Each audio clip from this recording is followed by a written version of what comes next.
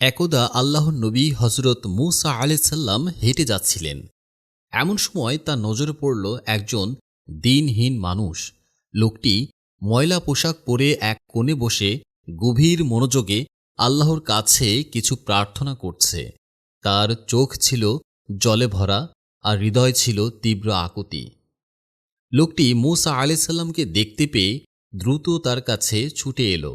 সে অত্যন্ত বিনীতভাবে বলল, হে আল্লাহর নবী, আমি বহু বছর ধরে অভাবের সঙ্গে যুদ্ধ করে চলেছি। আমার দিন কাটে অনাহারে আর রাত কাটে দুশ্চিন্তায়। আপনি দয়া করে আল্লাহর কাছে আমার জন্য সচ্ছলতা ও সম্পদ প্রার্থনা করুন। আমি প্রতিজ্ঞা করছি আমি কখনো আল্লাহকে ভুলব না। মুসা আলাইহিসসালাম ছিলেন দূরদর্শী। তিনি লোকটির মুখের দিকে তাকিয়ে বললেন, ভাই, সচ্ছলতা পেলে তুমি হয়তো পথভ্রষ্ট হয়ে যাবে, হয়তো সম্পদের মোহে পড়ে তোমার হৃদয় কঠিন হয়ে উঠবে এবং তুমি আল্লাহকে ভুলে যাবে। কিন্তু লোকটি ছিল নাছোড়বান্দা। সে কান্নাজড়িত কণ্ঠে বারবার একই অনুরোধ করতে থাকল এবং শপথ করল যে সম্পদ পেলেও সে বিনয়ী থাকবে, আল্লাহর পথে থাকবে। দরিদ্র মানুষটির সরল আকুতি দেখে মুসা আলাইহিসসালাম এর মন নরম হল। তিনি তখন আল্লাহর দরবারে লোকটির জন্য সম্পদ ও প্রাচুর্য চাইলেন। আল্লাহ তাআলা তার নবীর প্রার্থনা কবুল করলেন। তিনি মুসা আলাইহিসসালামকে জানালেন, আমি তাকে 1 বছর সময় দিচ্ছি। এই সময়ের মধ্যে সে প্রচুর ধন সম্পদের মালিক হবে। আমি দেখতে চাই সম্পদ পেলে সে কি করে। এরপর এক অলৌকিক ঘটনা ঘটল। অল্প কিছুদিনের মধ্যেই লোকটির জীবনে অপ্রত্যাশিত পরিবর্তন এলো। সে ধীরে ধীরে বিপুল সম্পদের অধিকারী হয়ে উঠল। তার বাড়িতে ভরে গেল সোনা রূপা, পালিত হল বহু গবাদি পশু।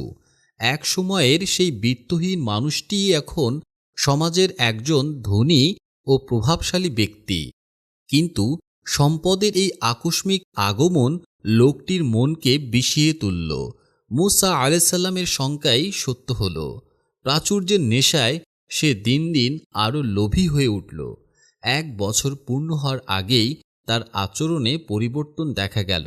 সে এখন আর আল্লাহর কথা ভাবে না, গরিব প্রতিবেশীর কথাও ভুলে গেল। এক সময় যে লোকটি এক মুঠো খাবারের জন্য আল্লাহর কাছে কাঁদত, সেই লোকটি এখন অতিরিক্ত সম্পদ জমানোর চিন্তায় ঘুম হারাম করে দিল। তার ধন সম্পদ থেকে গরিব দুঃখীর হক আদায় করার কথা সে বেমালুম ভুলে গেল।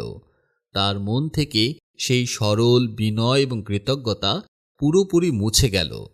যখন আল্লাহ কর্তৃক নির্ধারিত 1 বছর পূর্ণ হল, তখন হজরত মুসা আলাইহিসসালাম সেই ধনী ব্যক্তির কাছে এলেন।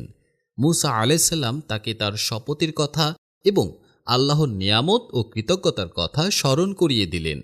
তিনি বললেন, তুমি ভুলে যেও না, এই সম্পদ তোমার নয়, এটি আল্লাহর পক্ষ থেকে পাওয়া আমানত। তুমি তোমার অঙ্গীকার রক্ষা করো এবং গরিবদের হক বুঝিয়ে দাও। কিন্তু লোকটি তখন সম্পদের অহংকারে অন্ধ। সে বিরক্ত হয়ে মুসা আলাইহিসসালামের কথা উপেক্ষা করল। সে উল্টো আরও সম্পদ বানানোর নতুন নতুন ফন্দি আঁটতে লাগল। ফলস্বরূপ আল্লাহর দেয়া সেই সুযোগের সময় শেষ হয়ে গেল। অতি লোভী ও অকৃতজ্ঞ হওয়ার কারণে আল্লাহ সেই লোকটির উপর অসন্তুষ্ট হলেন। দেখতে দেখতে এক ভয়াবহ বিপর্যয় নেমে এলো। তার সমস্ত সম্পত্তি, গবাদি পশু সবকিছুই ধ্বংস হয়ে গেল। যে লোকটি কিছুদিন আগেও বৃত্তের চূড়ায় ছিল, সে এখন আবার পথের ভিখারি, আগের চেয়েও নিঃস্ব। এই ঘটনার মাধ্যমে মুসা আলাইহিসসালাম এবং মানবজাতি এক গভীর শিক্ষা পেল। সম্পদ বা সচ্ছলতা কখনোই স্থায়ী সুখ দিতে পারে না, যদি সেই সম্পদ আল্লাহ এবং মানুষের হক আদায়ের পথে ব্যবহার না হয়। লোভ একটি মরীচিকার মতো, যা মানুষকে সত্য থেকে দূরে সরিয়ে দেয় এবং চূড়ান্তভাবে ধ্বংসের দিকে নিয়ে যায়। তাই অল্পতে সন্তুষ্ট থাকা এবং প্রাপ্ত নিয়ামতের জন্য আল্লাহর কাছে কৃতজ্ঞতা প্রকাশ করাই বুদ্ধিমানের কাজ, কারণ কৃতজ্ঞতা সুখ ও শান্তির চাবিকাঠি।